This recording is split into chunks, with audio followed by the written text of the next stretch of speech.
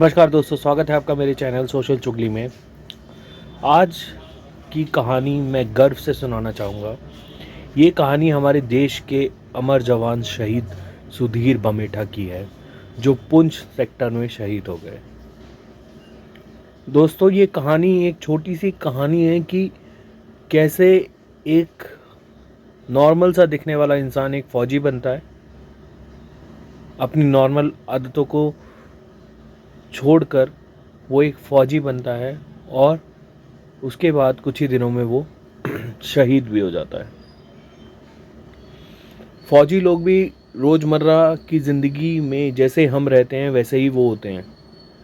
उनके भी घर में परेशानियां होती हैं और उस कठिन समय में वो उन परेशानियों से लड़कर कैसे एक फ़ौजी बनते हैं, ये कहानी उसको दिखाती है, उनकी स्ट्रगल को दर्शाती है, उनके ऊपर गर्व करने के लिए वजह देती है। सो दोस्तों, समय व्यर्थ ना करते हुए मैं उस कहानी को शुरू करता हूँ। सुधीर बमेठा नाम का एक व्यक्ति था जो हमेशा की तरह अपने फ्रेंड्स के साथ सुबह सैर पे निकला था। तो उसको एक आदत थी स्मोकिंग की, तो वो उसको छोड़ने के लिए पहले दिन प्रयासरत था। आज से उसने कसम खाई थी कि वो स्मोकिंग नहीं करेगा, क्योंकि उसका फिज़िकल डेट पास आ रहा था। उसने फ़ौज में अप्लाई किया था और जल्द ही उसका फिज़िकल होने वाला था, तो उससे पहले उसने सोचा कि वह सिगरेट छोड़ देगा। तो आज हमेशा की तरह जब वह घूमने निकल रहा था तो उसने अपना वॉलेट घर पे छोड़ दिया, पैसे नहीं लिए और दोस्तों को भी कुछ ऐसा ही करने के लिए कहा। किसी दोस्त के पास एक भी रुपया नहीं था और जैसे ही वो उस पनवाड़ी के पास से गुजर रहे थे जिसके पास वह रोज़ सिगरेट पीते हैं, वह आँख मीचकर साइड से जाने लगे। तभी पनवाड़ी ने आवाज़ दी, साहब आज नहीं पियेंगे क्या? तो बोले नहीं नहीं जो छोटू, आज मैं पैसे भूल गया हूँ। तो पनवाड़ी बोला कि साहब मेरी बोनी हो चुकी है, आइए पी लीजिए। तब दोस्त हंसते हुए बोले कि ये तेरी आदत नहीं छूटने देगा, चल भगवान यही चाहते हैं कि तू सिगरेट ना छोड़े तो मत छोड़, चल पी लेते हैं। वह दोस्तों के साथ सिगरेट पीने लगे और दोस्त हंसते हुए सुधीर से बोले कि तू टेंशन मत ले, मस्त छुट्टा लगा, वो कल तेरा फिजिकल हो ही जाएगा। तो जैसे ही सुधीर घर पहुंचता है, उसको फिजिकल की डेट अनाउंस हो जाती है और उसके पास सोमवार को फिजिकल में जाने के लिए समय निर्धारण होता है कि उसको सोमवार को फिजिकल के लिए कोलकाता जाना है और वहाँ पहुंचकर अपना फिजिकल क्लियर करना है। तो सब दोस्त उसको शुभकामनाएं देते हैं और वो ट्रेन में सवार हो जाता है। उसका फिजिकल क्लियर हो जाता है और वह खुशी के मारे फटाफट घर पे आता है और अपने सारे दोस्तों को फ़ोन मिलाता है, हाँ भाई मेरा फिजिकल क्लियर हो गया, मैं कमांडेंट बन गया। सब लोग खुशी हो जाते हैं और सबके सब शाम को ही उसके पास पहुंचते हैं और सारे दोस्त हंसी ठाके में उसे कहने लगते हैं, अब तो तू छत पे कुछ भी कर सकता है, अब तो कोई मनाही नहीं है। तो एक दोस्त उसका कैलिफोर्निया चला जाता है, एक दोस्त अपने रोज़मर्रा के काम में लग जाता है और सुधीर अपनी पोस्टिंग पर चला जाता है फ़ौज में। कुछ दिनों बाद जो दोस्त कैलिफोर्निया चला गया था, एक दोस्त उसको फ़ोन करके बताता है कि सुधीर की शादी तय हो गई है, तो सुधीर तेरे पास फ़ोन करेगा, उसका फ़ोन पिक कर लियो। सुधीर उस कैलिफोर्निया वाले दोस्त के पास फ़ोन करता है, उसे कहता है कि भाई मेरी शादी तय हो गई है, बता कब आ रहा है। वो बोलता है ठीक है, मेरा भी सेमेस्टर अप्रैल में ख़त्म हो रहा है, मई में तेरी शादी है, मैं जल्द पहुंच जाऊँगा। मई में सुधीर की शादी होती है। सारे दोस्त मिलकर उसकी शादी में खूब आनंद से नाचते हैं और उसकी शादी बहुत ही अच्छे से सफल हो जाती है। फिर वही रोज़मर्रा की ज़िंदगी में सब लोग व्यस्त हो जाते हैं, सब अपने कामों पे, सुधीर अपनी पोस्टिंग पे। एक दिन उसी दोस्त से जो कैलिफोर्निया चला गया था, उसी दोस्त से उसकी बीवी के साथ सुधीर की मुलाकात होती है। तब सुधीर उस दोस्त को बताता है कि भाई मेरी माँ को कैंसर हो गया है और दुख की बात यह है कि मैं रुक नहीं पाऊँगा और मेरी जो पोस्टिंग है वो पुंछ में हुई है। तो मेरी माँ का थोड़ा ध्यान रखियो, घर पे आता जाता रहियो। और उसने मंद आवाज़ में बताया कि मेरी वाइफ भी प्रेग्नेंट है। वैसे तो घर में सब कुछ ठीक है, पर फिर भी भाई तू पास रहता है, तू आता जाता रहियो। उसने कहा ठीक है भाई, तू चिंता मत कर, मैं हूँ। एक दिन वो दोस्त सुबह सोकर उठता है तो उसके पास उसके दूसरे दोस्त का फ़ोन आता है कि क्या तुम्हें पता है सुधीर बामेट की डेथ हो गई है। वो दोस्त सुनकर हक्का बक्का रह जाता है, थोड़ी देर सन्न खड़ा रहता है, मानो उसे सदमा सा लग गया था। वो भाग कर जाता है और न्यूज़पेपर उठाता है और पढ़ता है। खबर में हेडलाइन होती है कि सुधीर बमेठा आतंकवादियों के साथ मुठभेड़ में शहीद हो गए। अब उसे विश्वास हो जाता है कि खबर तो सच्ची है। वह भागकर अपनी गाड़ी निकालता है और सुधीर के घर की ओर निकल जाता है। जैसे ही वो सुधीर के घर पे पहुंचता है, देखता है कि सन्नाटा पसरा हुआ है।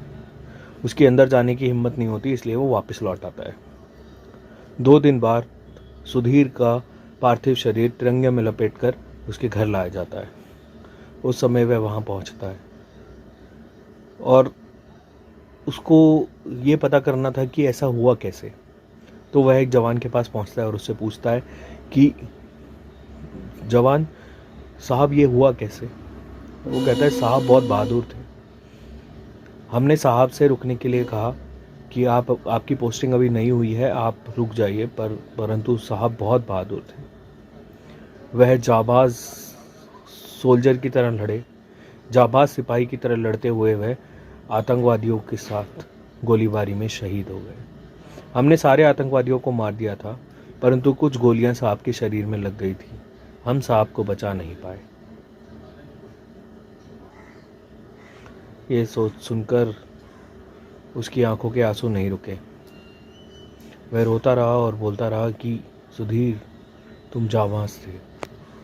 फिर वहाँ नारे लगने लगे, सुधीर बमेठा अमर रहे, सुधीर बमेठा अमर रहे, हिंदुस्तान जिंदाबाद, हिंदुस्तान जिंदाबाद। और हो भी क्यों ना, एक जवान शहीद हुआ था, अपने देश के लिए उसने अपने प्राणों की आहुति दे दी। वहाँ बहुत से ऐसे लोग थे जो सुधीर को जानते भी नहीं थे, परंतु वह वहाँ खड़े थे। यह समय गर्व का समय था, सब लोग गौरवान्वित महसूस कर रहे थे। सबके नाम मुंह पर एक ही नाम था, सुधीर बमेठा। वह निश्चित ही बहादुर थे और लड़ते हुए इस दुनिया को छोड़ गए, पर जाते हुए पीछे अपनी एक बूढ़ी माँ को छोड़ गए जिसे कैंसर था। पता नहीं अब वो इस दुख को कितने दिन और सह पाएंगी और कितना टाइम वो और जिंदा रह पाएंगी। ये दुख उनके कैंसर से बड़ा था कि उनके होते हुए उनका जवान बेटा शहीद हो गया। पर क्या करें, वो देश सेवा के लिए समर्पित था। उसने अपने प्राणों की आहुति दे दी देश को बचाने के लिए। ये एक ऐसा समय होता है कि उस माँ को सब कुछ याद आता है। जब वो बेटा छोटा था, पैदा हुआ, बड़ा हुआ, उसने देशभक्ति के लिए जाने के लिए सेना को चुना और एक पत्नी भी थी जिसके पेट में उसका 3 महीने का बच्चा था।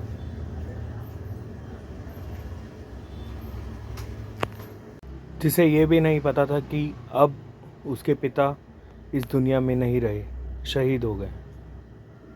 जब वो बाहर आएगा तो उसकी माँ उसे अकेले कैसे पालेगी।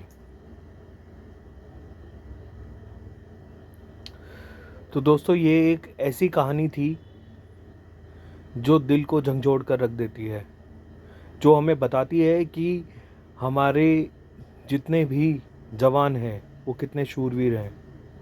वह अपनी परेशानियों को पीछे रखकर देश सेवा को हमेशा आगे रखते हैं। देश में कैसे भी हालात हों, कभी कितना भी खतरनाक मिशन क्यों ना हो, वह कभी पीछे नहीं हटते, क्योंकि फौज में उन्हें वही सिखाया जाता है। मर मिटने की एक ऐसी कहानी जिसमें एक जवान अपना सब कुछ न्यौछावर कर देता है देशभक्ति के लिए। अब कुछ समय बाद जब उसका दोस्त उसके घर पर जाता है, देखता है कि अब उसका बेटा 3 या 4 साल का हो चुका है और खेल रहा है। वह लगभग सुधीर के जैसा ही दिखता है। वह अपना और सुधीर का बचपन उसमें देख रहा था। एक संतुष्टि थी कि हाँ, कोई है जो सुधीर के बाद भी उस घर में है। सो दोस्तों, आपको ये कहानी कैसी लगी? अपने विचार कमेंट में ज़रूर बताना। और अगर ये कहानी आपको अच्छी लगी, आपके दिल को छुई है, तो प्लीज़ लाइक, शेयर, कमेंट ज़रूर करें और चैनल को सब्सक्राइब करना ना भूलें। हम ऐसी ही दिल छूने वाली कहानियाँ इस चैनल पर लेकर आते रहते हैं। हम बहुत मेहनत करते हैं ताकि हम ऐसी कहानियाँ आपके लिए लेकर आते रहें। सो हमारी इस मेहनत का फल हमें दें, हमारा साथ दें और इस चैनल को सब्सक्राइब किए बिना यहाँ से ना जाएं। धन्यवाद।